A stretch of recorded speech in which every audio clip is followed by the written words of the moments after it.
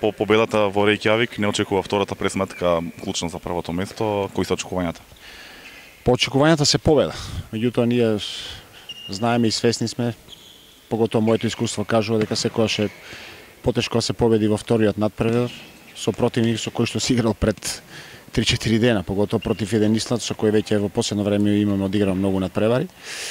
Не би рекол дека не подценија надпреварот во Исланд, напротив, мислам дека и тие одигра коректен надпревар напаѓачки, како и самите ние.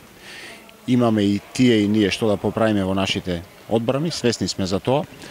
Мислам дека голем плюс за нас ќе биде домашниот терен, иако некојаш полна сала значи и поголем притисок, емоциите проработуваат, но добро е ова јавно да го кажеме и сите актери на утрешниот меч што ќе бидат на теренот да си го видат и да си го знаат и да можат пред надпревар да се припремат психолошки, за да не се случуваат работи што не треба да се случуваат на теренот.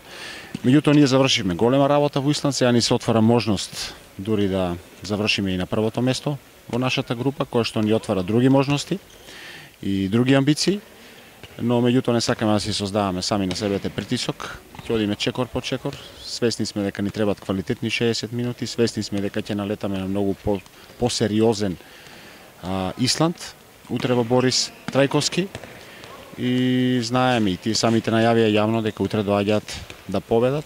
Нас ни треба квалитетна игра во 60 минути. Не очекува исцрпувачки надпревар, физички многу захтевен надпревар и треба пред све психолошки да се спремиме за да можеме да го издржиме тој притисок.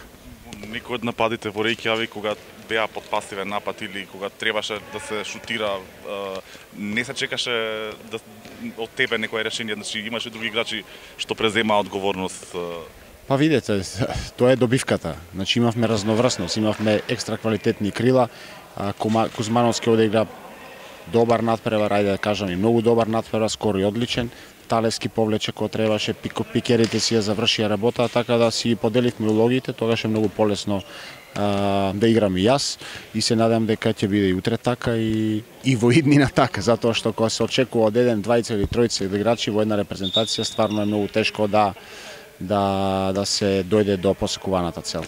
Ќе го оставиме Палмарсон да шутира утре или ќе се концентрираме на другите? Палмарсон би му било подобро да размислува на она што следува во Лигата на шампионите против Нант и да се чува за Нант, него ли утре да биде расположен против една Македонија. Се нашалив нормално. Мислам дека Палмарсон исто ќе биде мотивиран, знаејќи о карактерот на тие големи играчи. Сигурно не му паднало поразот во сред Исланд Рејкјавик од една Македонија и очекуваме ист, ако не и подобар Палмарсон утре, тоест мотивиран. Благодарам.